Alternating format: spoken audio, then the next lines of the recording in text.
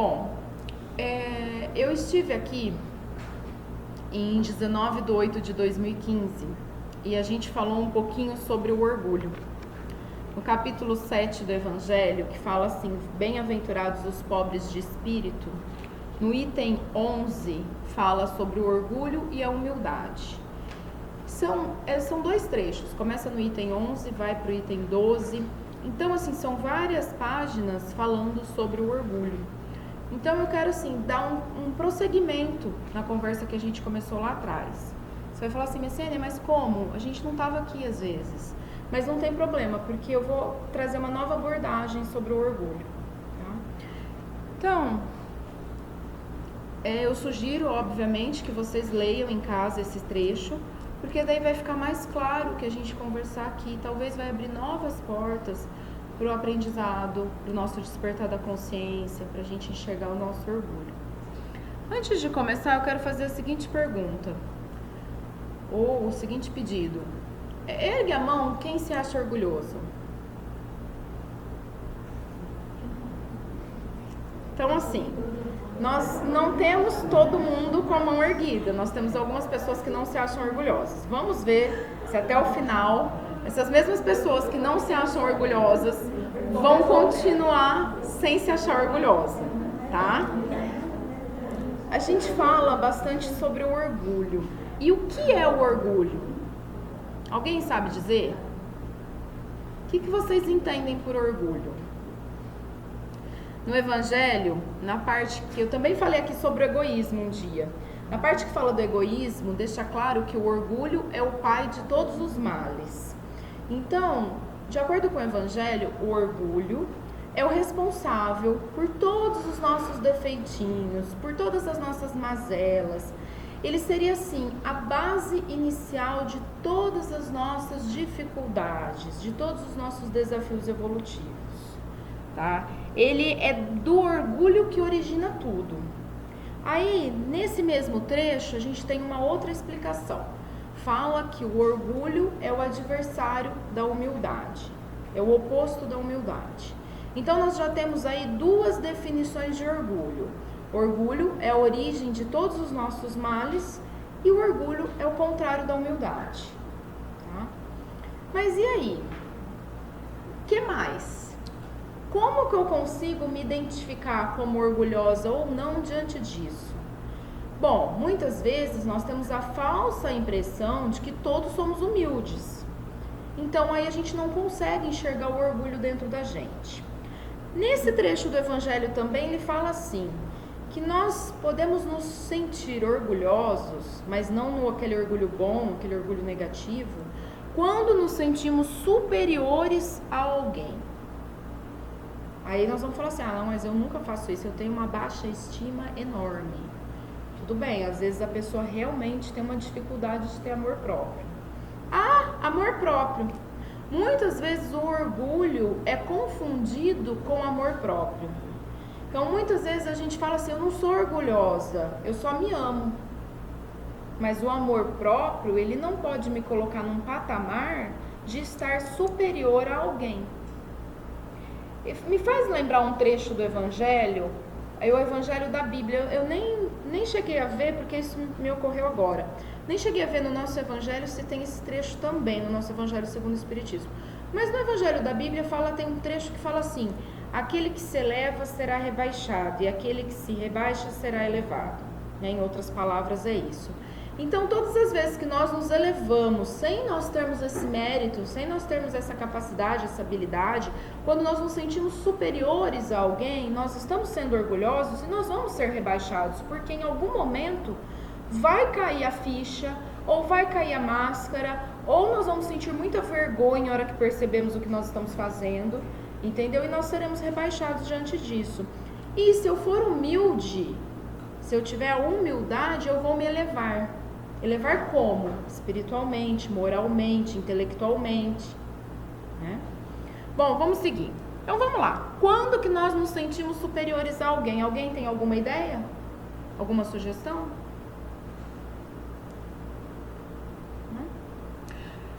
Será que se eu pensar que o meu emprego é mais importante do que o outro, eu tô me sentindo superior?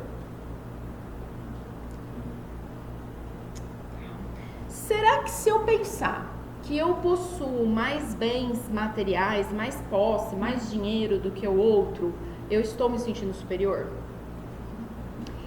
Será que se em algum momento eu me sentir mais importante, com aquele ego inflado, aquela coisa que parece um pavão, a gente vai esticando o peito, assim, igual o pavão, eu tô me sentindo superior? Então, eu só comecei com 3 casos, tá?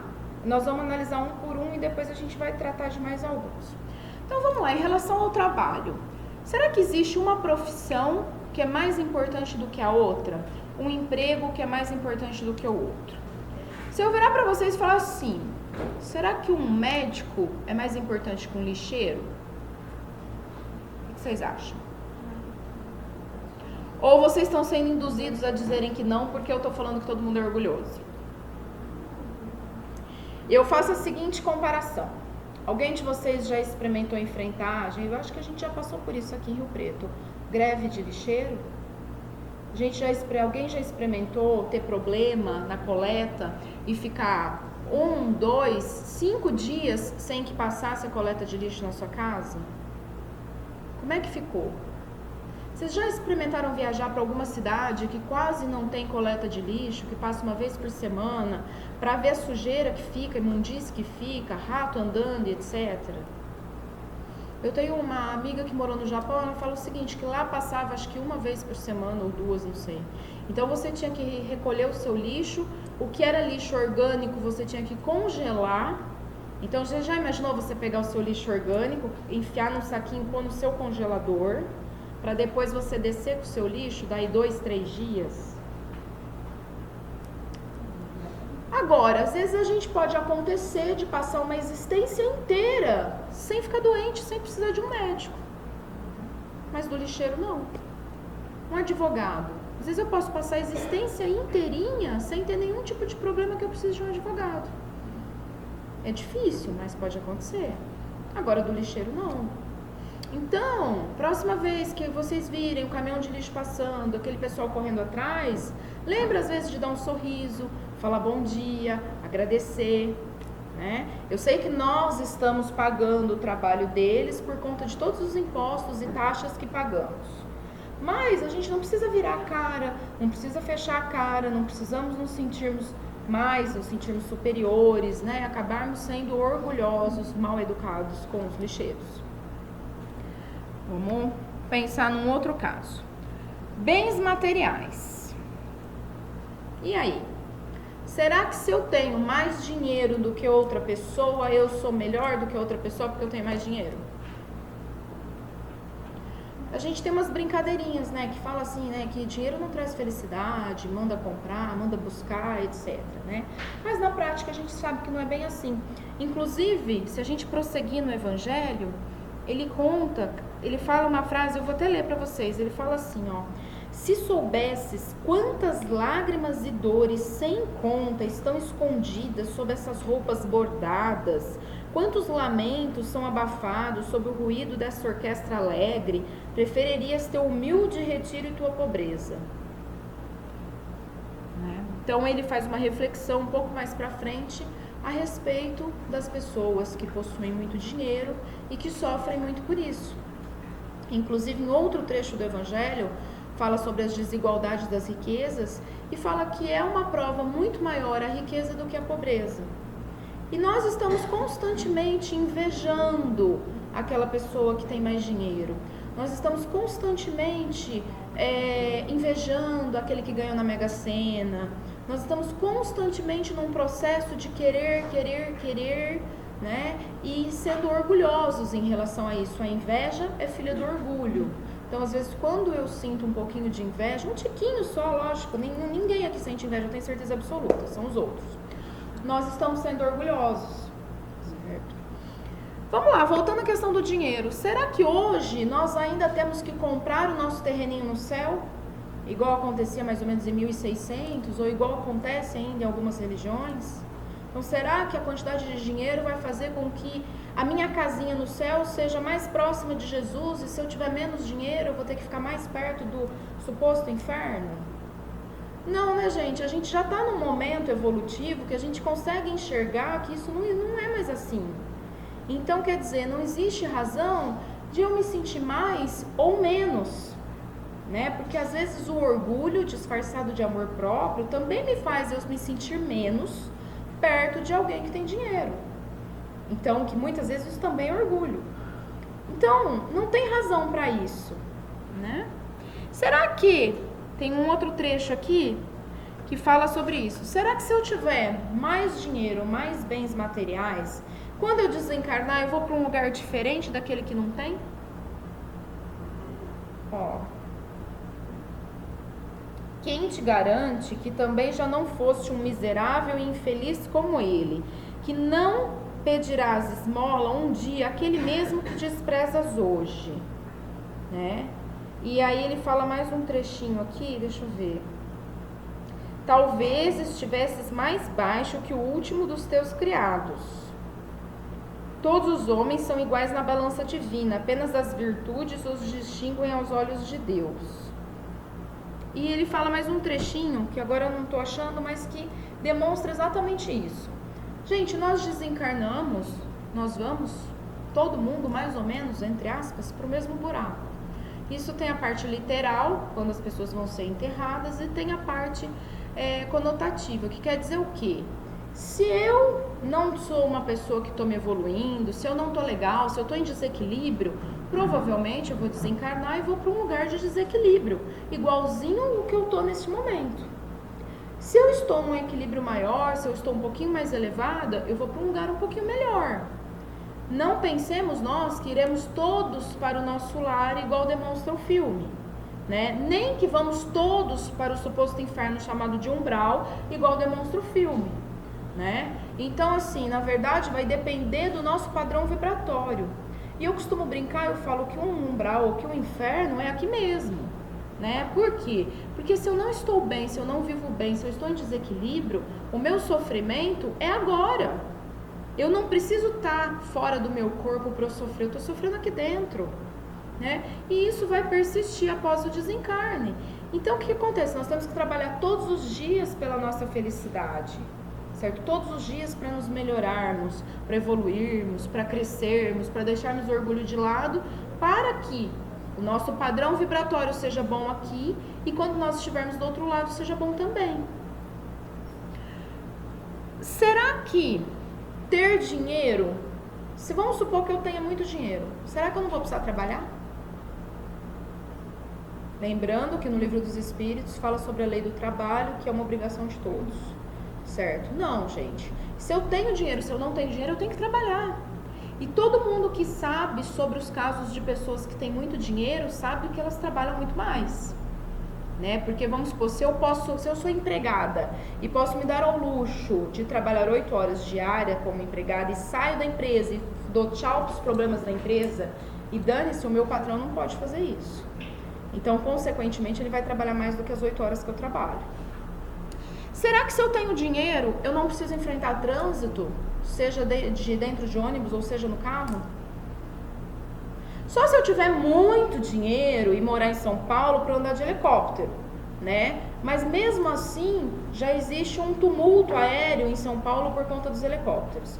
Então, quer dizer, até quem tem muito dinheiro e anda de helicóptero em São Paulo tem que enfrentar trânsito. Será que se eu tiver muito dinheiro, eu não tenho que enfrentar mercado? Não tem como, né, gente? Nós precisamos comer para sobreviver nesse corpo material. Então, todos nós temos que passar por isso. Será que se eu tiver muito dinheiro, eu não tenho que pagar impostos?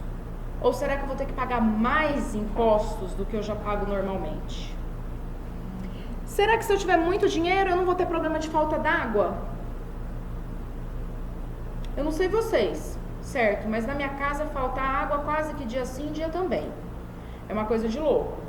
Então, depois que a gente teve o SEMAI aqui, nunca mais parou de faltar água em casa. Então, imagina o seguinte, tendo dinheiro, não tendo dinheiro, se eles estão mexendo em algum lugar, eles vão fechar a água não vai para nossa casa, certo? Será que se eu tiver dinheiro, eu não preciso andar na rua esburacada de Rio Preto? Eu vou ter uma técnica que eu vou sobrevoar e passar por cima? Será que se eu tiver dinheiro eu não vou ter que me preocupar com a segurança? Ou eu não vou ficar doente nunca mais? Não vou me preocupar também com a saúde? Então, gente, veja bem, ter ou não ter dinheiro nos coloca na mesma situação. Numa situação em que todos estamos vivendo e que nós não devemos nos sentir mais ou menos por conta disso. Quando nós nos sentimos mais ou menos por conta disso, é o nosso orgulho que está trabalhando em cima da gente. E é o nosso orgulho que precisa ser combatido. Sabe? Então, vamos supor que eu tenho um carro e eu estou andando no trânsito de carro e eu me sinto mais do que aquele que está andando no trânsito de ônibus. É o meu orgulho que está falando. E eu não tenho esse direito. Certo? Porque nos lugares mais desenvolvidos, as pessoas podem até ter dinheiro para comprar um carro, mas elas continuam andando de ônibus, de metrô, de bicicleta. Porque elas conseguem entender a necessidade do transporte coletivo para o meio ambiente. Então, assim, são coisas que nós temos que começar a colocar na nossa cabeça. E começar a tirar o orgulho de dentro da gente. Vamos lá. Será que ter dinheiro realmente faz com que eu me sinta superior a alguém? Será que não ter dinheiro também me faz com que o meu orgulho fique ferido? Se eu estiver do lado de alguém que tem? Será que existiria razão para isso? E sentir mais importante?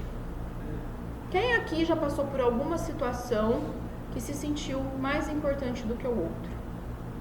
E que está disposto a confessar? Você quer falar? Não? Só confessei. É muito comum que diversas situações na nossa vida, às vezes por um emprego, às vezes por questão financeira, às vezes por uma posição intelectual, nossa, no nosso meio espírita, quantas pessoas nós temos que se sentem mais importantes do que as outras, se sentem superiores pela questão intelectual, porque a pessoa é capaz de falar mais bonito do que a outra pessoa fala, né? E será que faz alguma diferença? O que será que é melhor? Será que é melhor eu vir aqui e falar o mais simples possível e todo mundo entender? Ou será que é melhor eu vir aqui, escolher aquelas palavras as mais difíceis possíveis que ninguém vai entender nada, todo mundo vai dormir e vai sair daqui dizendo assim, putz, o que ela falou? Né? Então, assim, será que em algum momento da nossa vida nós não nos sentimos mais importantes do que o outro? Não nos sentimos superiores por conta de termos, às vezes, um curso superior, por termos, às vezes, algum curso específico, por falarmos mais bonito, por termos dinheiro, por termos um emprego diferente, ou por qualquer outra situação que às vezes não me ocorre agora, por ser mulher ou ser homem. Né? Existem feministas de plantão que vão se sentir superiores o tempo inteiro por serem mulheres. Existem machistas de plantão que vão se sentir superiores o tempo inteiro por serem homens. Então, será que em algum momento eu não passei por nenhuma dessas situações? E será que eu realmente sou mais importante? Será que existe alguém no nosso meio, no nosso dia a dia, a pessoa com quem a gente convive, que a gente poderia dizer que é mais importante do que a outra? Será que um político seria mais importante do que um cidadão comum? Um ator, jogador de futebol, músico? Geralmente são pessoas que a gente idolatra, pessoas que a gente corre atrás, né? E será que realmente por eles estarem nessas posições de suposto destaque, eles são mais importantes do que as outras pessoas?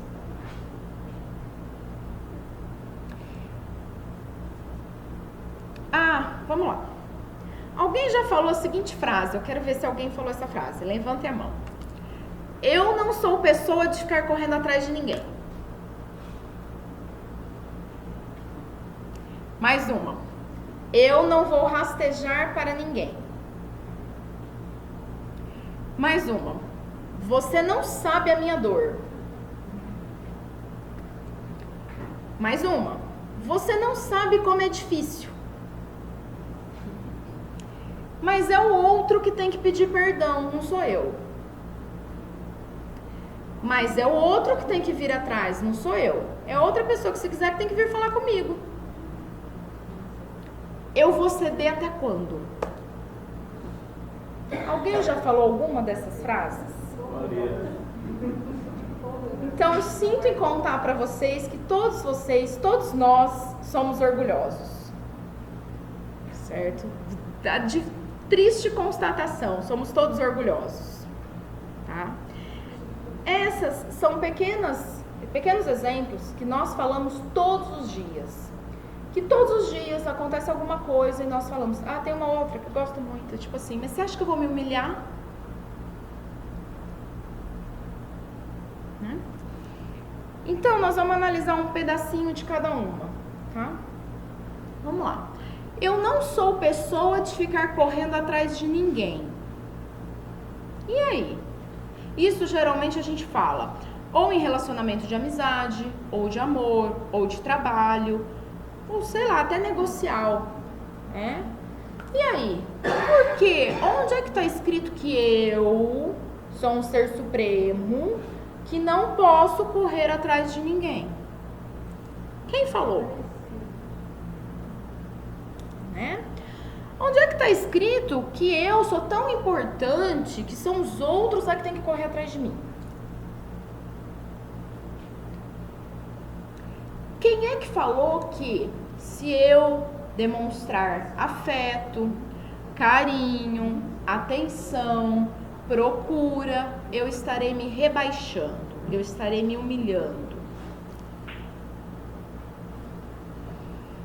Se a gente estiver falando de amizade ou de amor, tá? Quando eu corro atrás de alguém, é esse momento que eu estou demonstrando meu carinho, meu interesse, meu afeto. Alguém lembra da lei de ação e reação? Se eu jogo uma coisa, isso vai voltar para mim. Então, se eu estou jogando coisas boas para alguém, isso vai voltar para mim. Seja agora ou seja mais para frente, mas que vai voltar, vai. Então, será que eu estou perdendo? Será que eu estou me humilhando? Será que eu estou me rebaixando? Será que eu estou fazendo algo tão absurdo assim em dar carinho, atenção, afeto, amizade, amor para alguém?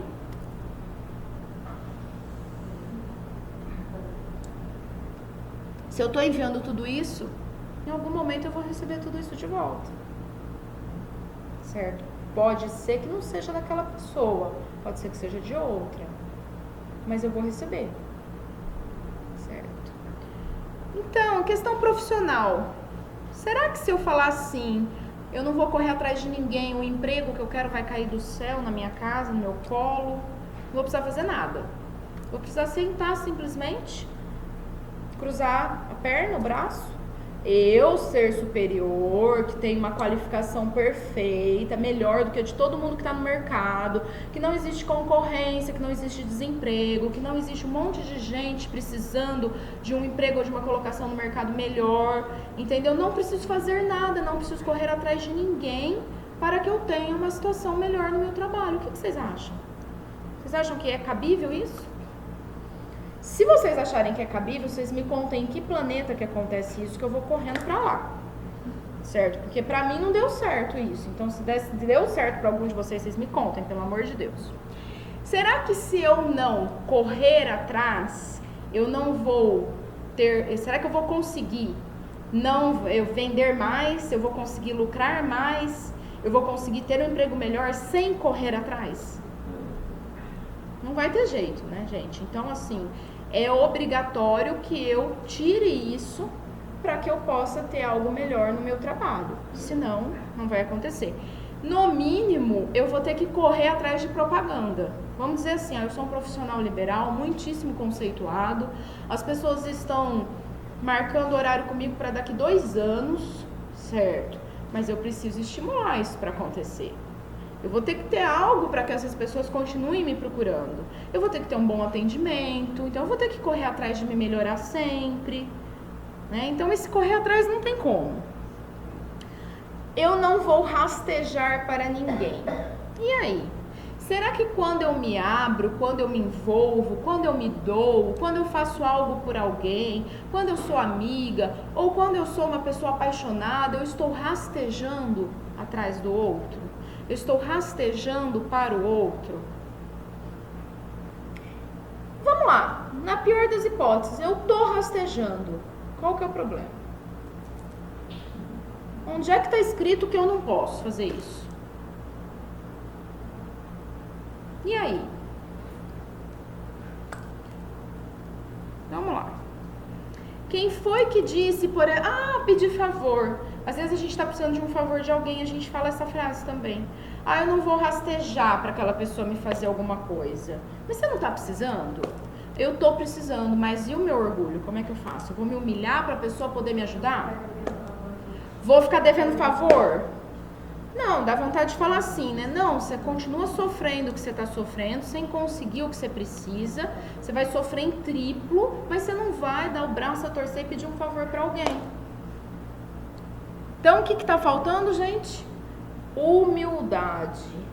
Eu tenho um amigo que ele fala assim, que nós precisamos nos humildar. Então, humildade já virou um verbo. Nós precisamos nos humildar, diminuir o nosso orgulho, descer do pedestal, certo? Diminuir tudo. Realmente nós precisamos nos rebaixar para ver se com isso a gente consiga se elevar em algum momento. Você não sabe a minha dor. Gente, eu já ouvi isso tanto porque eu faço atendimento fraterno, né? Todo mundo que você... Às vezes a gente atendia 10 pessoas numa noite.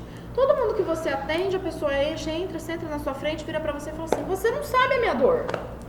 Aí você tem vontade de falar pra pessoa, não, eu estou aqui a passeio, eu sou um espírito de luz, eu não vivo nesse meio, né? Óbvio, eu não tenho condições de saber a sua dor, a vontade é responder assim, né?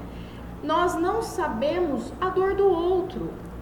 Então, quando eu falo pra alguém, você não sabe a minha dor, mas eu que tô falando isso, eu não sei a dor do outro, eu não sei o que o outro tá passando, eu não sei quão pior é o que o outro tá passando do que eu sofro. Às vezes o meu problema pro outro é uma formiguinha. E às vezes o problema do outro pra mim, eu não teria condições de enfrentar. Pode até ser que o problema do outro também seja uma formiguinha, mas pode ser que eu não teria condições de enfrentar. Já imagina que chato, você às vezes está com um problema assim, emocional, amoroso, e você vira e fala isso para alguém, a pessoa do outro lado tem câncer, estágio terminal. A gente não sabe, não está escrito na testa. Né? Você imagina como que ia ficar feio? O que é isso? O nosso orgulho, gente. Né? Eu não tenho direito de falar isso para ninguém, você não sabe a minha dor. Né? Às vezes isso também é muito comum quando alguém perde um ente querido, né? Você já perdeu alguém? Nessa vida não, mas e quantas que eu já vivi antes? Né? Então você não sabe a dor que eu tô sentindo. Às vezes eu não perdi da pessoa morrer, às vezes eu perdi da pessoa sumir no mundo, da gente não encontrar mais, né? É uma perda também. Você não sabe como é difícil. Mas e aí, você sabe como que é difícil a minha vida, os meus problemas, o meu dia a dia, o que eu tô enfrentando? Alguém sabe um do outro? A gente nunca sabe. Às vezes você fala assim, eu sou amiga íntima daquela pessoa, eu sei tudo que acontece na vida dela. Não sabe. Porque é muito diferente eu saber o que a pessoa me conta, ou a impressão que eu tenho daquilo, e eu estar vivendo debaixo do mesmo teto com a pessoa. E mesmo eu vivendo debaixo do mesmo teto com a pessoa, eu não me conheço o suficiente. Como eu posso julgar que eu vou conhecer o outro o suficiente? Então nós nunca saberemos como é difícil na pele do outro ou na nossa. Nunca saberemos isso. A não ser que nós peçamos uma encarnação semelhante ao que o outro está passando e vivenciemos aquilo numa outra existência. E mesmo assim vai ser diferente, porque vão ser tempos diferentes, criações diferentes, educação diferente, momento evolutivo diferente, então nunca vai ser igual. Ninguém é igual a ninguém, dor nenhuma é igual a nenhuma, desafio nenhum é igual a desafio nenhum. Cada um é único. Então, assim, nós nunca saberemos o quanto é difícil. Mas a partir do momento que a gente joga essa frase pro outro, é o nosso orgulho que está falando. Né? A gente não sabe se a outra pessoa está passando fome. A gente não sabe se a outra pessoa recebeu um salário de R$300 naquele mês apenas e tem uma família para sustentar. Às vezes a pessoa está no nosso meio, convivendo com a gente, às vezes festa com a gente, ou vai ao centro com a gente não sabe quanto essa pessoa ganha, a gente não sabe as dívidas que essa pessoa tem, a gente não sabe se a pessoa tem algum problema de saúde muito grave que essa pessoa não está colocando para fora, a gente não sabe se essa pessoa apanha do marido, né? Eu tenho, vamos dizer assim, um conhecido que eu sei que ele bate na esposa, uma senhora. Teoricamente, para toda a sociedade, eles são um casal perfeito. Por que eu sei? Porque às vezes eu ouço demais, entendeu? Então, quer dizer, eu ouvi o que supostamente eu não deveria ter ouvido. Mas, teoricamente, isso não acontece. E aí? Imagina se eu chego para essa senhora que apanha constantemente do marido, que é uma senhora de idade, que ela não tem bem o que fazer, que ela não sabe como lidar com a situação. Eu falo para ela, mas a senhora não sabe a minha dor, não sabe como que é difícil para mim. A gente nunca sabe. O que está falando? É o nosso orgulho. É o nosso orgulho que está nos colocando na boca esse tipo de frase, esse tipo de comportamento, né? Ao outro que tem que pedir perdão. Quem que falou? O perdão não é para o outro, o perdão é para mim. É uma coisa muito importante que a gente guarde isso. Eu não perdoo para quem me feriu, eu perdoo para mim. Quando eu carrego a mágoa, a raiva, o ódio, certo? Causa um problema tão grande dentro de mim, causa problemas físicos, é capaz de causar câncer, desequilíbrios emocionais. O perdão nunca é para o outro, o perdão é para mim. Quando eu perdoo do fundo do meu coração, tudo aquilo de ruim que eu estou sentindo vai embora. Como se fosse uma água suja escoando pelo ralo, vai embora. Então, quando eu perdoo, eu não estou fazendo favor nenhum para ninguém, eu estou fazendo favor para mim. Para que eu possa me libertar daquilo, para que eu possa viver melhor, para que eu possa não repetir as mesmas coisas, para que eu possa ter novos horizontes, para que eu possa conhecer pessoas novas, ter um emprego novo, ter uma vida diferente. Então, o perdão nunca é para o outro, o perdão sempre é para mim. Então, se em algum momento eu penso, mas é o outro que tem que vir me pedir perdão, é o outro que tem que perdoar, é o outro que tem que fazer isso. Além de eu estar redondamente enganada, eu estou sendo orgulhosa e vou continuar sofrendo. Vou continuar com toda aquela coisa ruim, aquela energia negra dentro de mim, que só vai me trazer coisas ruins, nada de bom. É o outro que tem que vir atrás. A gente discutiu, a gente brigou, certo? A gente discutiu, a gente brigou, mas é o outro que tem que vir até mim. É o outro que tem que vir atrás de mim. Eu não posso dar o braço a torcer e ir lá conversar com o outro em primeiro lugar. Bom, partindo desse princípio, se vocês têm algum tipo de relacionamento amoroso e pensam nisso, vocês podem se preparar porque o relacionamento amoroso vai acabar, tá? Porque se a gente for pensar assim, nós não vamos conviver com ninguém, nunca. Muito menos quem tem intenção de ter um casamento, quem tem intenção de ter filhos, quem tem intenção de ter uma família. Não vai conseguir, então desiste, vai virar ermitão, alguma coisa assim. Você também não vai conseguir viver em sociedade, se a gente pensar assim, né? Não é assim que a vida funciona. Alguém tem que ceder. Aí você vai falar assim, mas até quando eu vou ceder? Até quando for necessário ceder. Pode ser que seja uma vez eu cedo, na outra vez é o outro que cede. Pode ser que seja assim, nós estamos num período complicado, aquela pessoa está sofrendo, está com dificuldades, então nesse período eu vou ceder. E pode ser que lá pra frente o jogo se inverta e a pessoa ceda também. Mas pode ser que eu vá passar uma existência inteirinha convivendo com uma pessoa e só eu vou ceder. Por quê? Porque eu valorizo as outras coisas que aquela pessoa tem, eu valorizo as qualidades, eu valorizo o apoio, eu valorizo o amor, eu valorizo o carinho, eu valorizo os laços de afeto ou os laços de sangue, certo? Eu valorizo uma série de outras coisas e diante disso eu jogo na balança e concluo que vale a pena que eu continue cedendo por uma encarnação inteira para que nós vivamos melhor. Seja isso família, trabalho, sócio, amor, casamento, filhos. Pode ser que a gente passe uma vida inteirinha cedendo. E talvez, se a gente fizer isso bem feito, nós vamos conseguir viver bem. Por quê? Porque 1 milhão de vezes a gente passar uma vida inteira cedendo do que a gente passar uma vida inteira brigando, uma vida inteira discutindo, uma vida inteira trazendo coisas ruins para o nosso dia a dia. Ou a gente virar essas pessoas que estão por aí, que falam assim: ah, mas o meu casamento não deu certo, só eu que tinha que ceder, só eu que fazia tudo pelo relacionamento. E aí vira uma dessas pessoas volúveis, vamos colocar assim, que estão por aí e saem por aí com todos, ao invés de sair com um só, acabam se comprometendo em outros campos da vida, certo? Acabam prejudicando outras pessoas também e nunca vão estar satisfeitas, nunca vão estar felizes, nunca vão estar bem.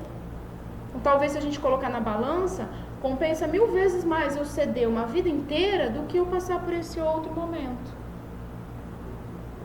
Mas sou eu que vou julgar? Não. Nunca serei eu que vou julgar se vocês têm ou não que ceder. Não, eu julgo por mim. Eu julgo por mim que a partir do momento... É tão interessante que quando a gente faz o curso de expositor espírita, eles falam que a gente não pode falar da gente, tá, gente? Mas tudo bem. A partir do momento que eu comecei a ceder um pouquinho mais na minha vida, na minha convivência com as pessoas, seja assim dentro da família, seja fora, eu percebi que eu comecei a viver um pouco melhor. Porque às vezes você fica um pouquinho revoltado naquele momento, mas aí depois você percebe que evitar aquela discussão, evitar aquela briga, evitar aquela coisa ruim, aquele desentendimento, que às vezes não tem discussão, não tem briga, mas cada um fica ignorando um ao outro. Às vezes gera uma energia tão ruim no nosso dia a dia, que é melhor você ceder temporariamente ali, ficar quieto, sair, dar uma volta, evitar uma discussão, ou evitar uma situação assim. Então isso foi algo que eu concluí no meu dia a dia e que, vendo outras pessoas que tinham as mesmas dificuldades, também chegaram a essa mesma conclusão, né?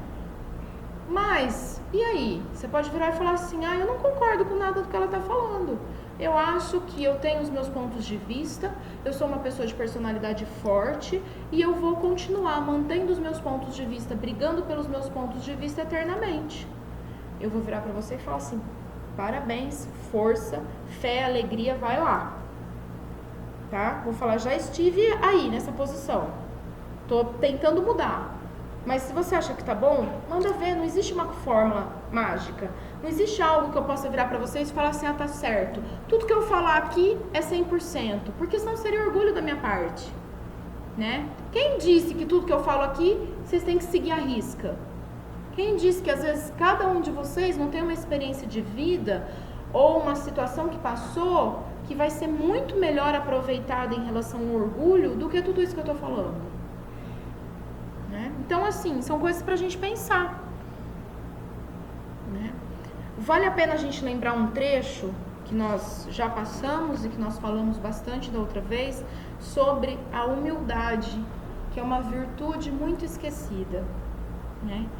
Então, assim, o que nós temos que fazer, gente?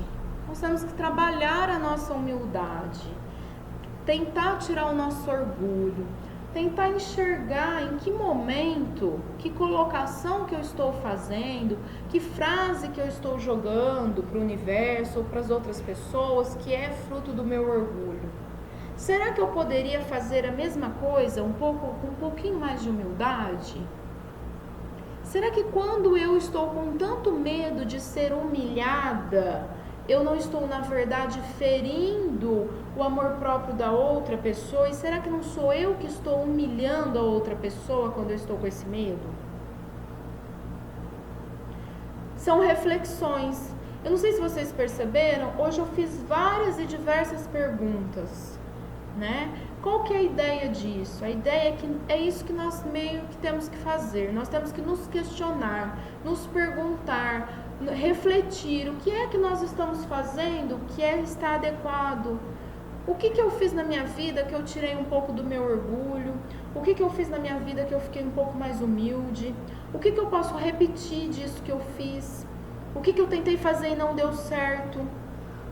Isso tudo, gente, faz com que nós tenhamos algo chamado autoconhecimento. tendo autoconhecimento, sabendo, conhecendo a nós mesmos, sabendo os nossos defeitos, sabendo as nossas dificuldades, sabendo o que é que aperta, qual que é o nosso calo que dói, a gente tem condições de começar a trabalhar individualmente cada probleminha, cada defeitinho, cada coisinha que a gente fala ou faz que é inadequada. Cada frase que a gente joga aqui inicia uma discussão. Cada frase que eu falo que faz com que eu pareça uma pessoa extremamente arrogante. Alguém gosta de estar no meio de pessoas arrogantes? Se alguém gosta, ergue a mão.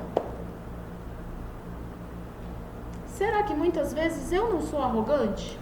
Às vezes no meu jeito de falar, no meu jeito de andar, em alguma colocação que eu faço. Tem uma teoria que eles falam que é a teoria do espelho, né? Então eles falam assim, eu só enxergo no outro aquilo que eu ainda tenho em mim. A gente obviamente vai virar e falar não, porque eu vejo as pessoas que são corruptas e eu não sou corrupta. Tudo bem, mas em algum momento lá atrás eu posso ter sido. Então essa é a tendência de eu ainda estar enxergando essas coisas ruins nas pessoas, né? Então, se eu tô vendo, se a gente convive no nosso meio, no nosso dia a dia, a gente vê tantas pessoas arrogantes, será que eu não tô sendo arrogante? Será que não tem alguma frase? Eu falo, não, eu não estou. Intencionalmente. Mas será que sem perceber, sem ter a intenção, eu não estou falando alguma frase, algum jogo de palavras, algum jeito de me comportar que pareça arrogante para o outro? Fica a reflexão para todo mundo, para a gente pensar, para a gente se conhecer, para a gente começar a investigar e determinar quais são as nossas mazelas, aonde que o nosso orgulho pisa mais forte em nós, o que a gente pode fazer para mudar isso. É uma frase, é um jeito de andar, um jeito de falar. Tem um outro livro que fala sobre comportamento, eu não lembro o nome agora, que fala sobre assim, os relacionamentos, e fala que às vezes eu ainda não tenho aquela habilidade dentro de mim. Isso ele fala sobre jeito de andar, essas coisas. Fala assim, eu não tenho aquela habilidade dentro de mim. No início eu posso fingir que eu tenho aquela habilidade dentro de mim.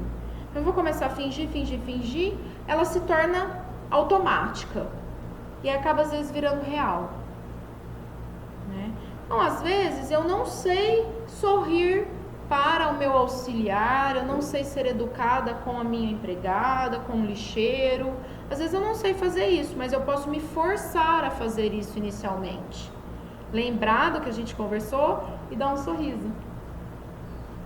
Aos poucos, esse sorriso que a princípio é falso, ele vai se tornar natural.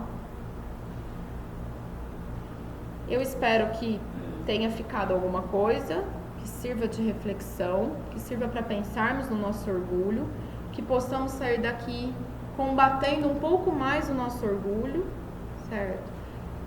Que tenhamos um excelente retorno aos nossos lares, uma excelente noite de sono e que continuemos trabalhando isso dentro de nós para os próximos dias. Muito obrigada mais uma vez pela oportunidade. Que a paz do Divino Amigo Jesus esteja com todos nós.